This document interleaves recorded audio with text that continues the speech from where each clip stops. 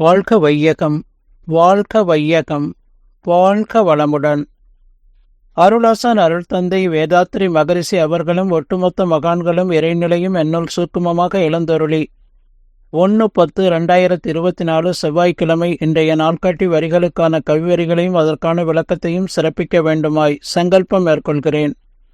அனைவரையும் பணிவோடு முதற்கண் வணங்கி ஆரம்பிக்கலாம் என்றிருக்கிறேன். அனைவருக்கும் இனிய காலை வணக்கம். வாழ்க வளமுடன். சாமிஜியினுடைய இன்றைய நாள்காட்டி வரிகள்: ஒன்றையே நினைந்து நினைந்து அதில் தானே தன்னை நிலைநிறுத்தி கொண்டு பழகக்கூடிய உள்ள பயிற்சியே மன உறுதியை கொடுக்கும் என்று சாமிஜி நமக்கு இந்த நாள்காட்டி வரிகள் கொடுத்திருக்காங்க. இதற்கான கவிதை வரிகள்: எப்பொருளை எச்செயலை எக்குணத்தை எவ்வுயிரை ஒருவர் அடிக்கடி நினைந்தால் அப்பொருளின் தன்மையதாய் நினைப்போரது ஆற்றல் அறிவினிலும் உடலிலும் மாற்றம் காணும். இப்பெருமை இயல்புக்கு நியதியாகும். எவர் ஒருவர் குருவை மதித்து ஒழுகினாலும் தப்பாது குருவி இயல்பு மதிப்போர் தம்மை தரத்தில் உயர்த்தி பிறவி பயனை நல்கும் என்று ஒரு கவிதையில சாமிஜி சொல்லியிருக்காங்க. இன்னொரு கவிதையில ஒன்று நின்று அறிவை பழக்க புலன்களுக்கு அடக்கம் உறுதி நுட்பம் சக்தி இவை அதிகமாகும். அன்று அன்று அடையும் அனுபவங்கள் எல்லாம் அறிவுநிலை நிலைத்துவிடும். ஆழ்ந்து ஆய்ந்து நன்று என்று கண்டபடி செயல்களாற்றி நற்பண்பு புலன்களுக்கு அமைந்து போகும். என்றென்றும் கருவிடத்தே அறிவை ஒன்றும் இயற்கை முறை சிறப்புடைத்து இதுவே தவமாம் என்று சொல்றாங்க. இன்னொரு பாடல்ல என்னுள் அவனை வைத்தேன் ஏற்றி வந்தேன் போற்றி வந்தேன் என்னை அவனுள் நினைத்தான் இறைவனாகி பாடுகின்றேன். உன்னுள்ளும் இவ்வுண்மை உணர்ந்து கடை தேர்வதற்கு உலக மக்கள் அனைவரையும் ஒன்றிணைத்து பாடுகின்றேன் என்று சாமிஜி சொல்றாங்க.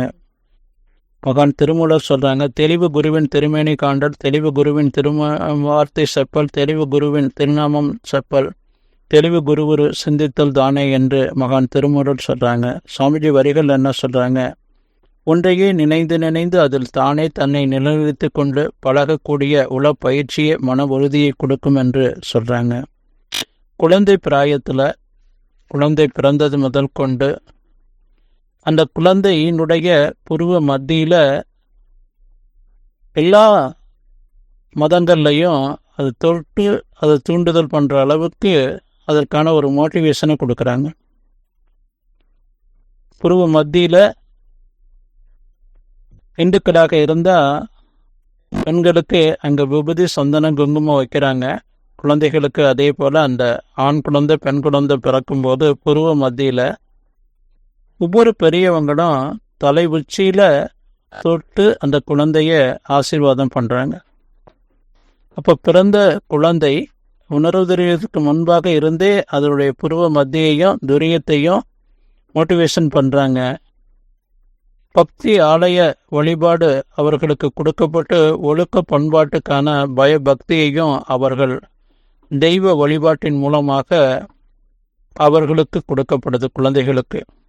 அப்போது குழந்தை பிறந்தது முதல் கொண்டு அந்த உணர்வு தெரிகிற நாள் முதல் கொண்டு பருவமடைகிற வரலும் பெண்களுக்கும் 14 வயது நிரம்புற வரலும் ஆண்களுக்கும் அந்த பயபக்தியையும் அந்த புருவ மத்தி தலை உச்சியையும் மோட்டிவேஷன் கொடுத்து கொண்டே இருக்கிறாங்க.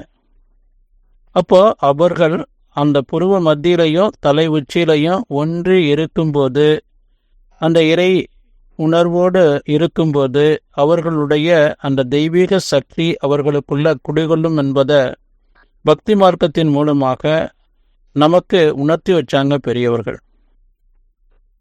14 வயது நிரம்பியவர்களுக்கும் அதே போல பருவமடைந்த பெண்களுக்கும் ஆண் பெண் இருபாலாருக்கும் அந்த தியானமும் அறிவுக்கான தற்சோதனையும் கிடைச்சிருச்சு அப்படின்னு சொன்னால் அவங்களுடைய வாழ்க்கை முழுமை பெறும்.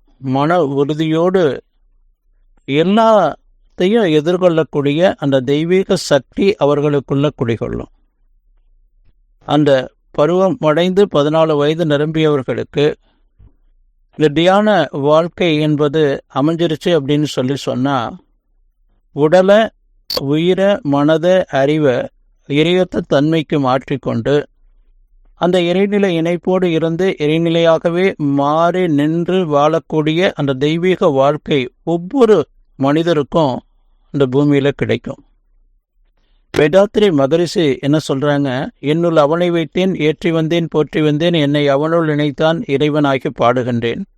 உன்னுள்ளும் இவ்வுண்மை உணர்ந்து கடை தேர்வதற்கு உலக மக்கள் அனைவரையும் ஒன்றிணைத்து பாடுகின்றேன் என்று சொல்கிறாங்க. நமக்கு என்ன சொல்கிறாங்க?